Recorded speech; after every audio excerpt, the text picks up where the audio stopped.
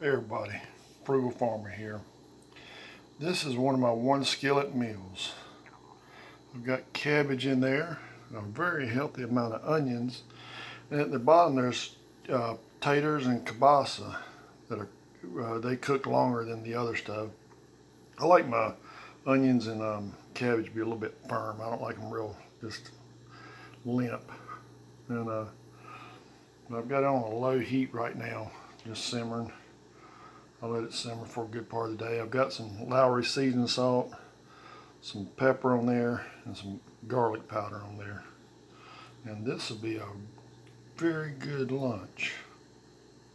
And I may even have me some Italian garlic bread with it. But it's an easy meal, and all you got to do is clean one skillet.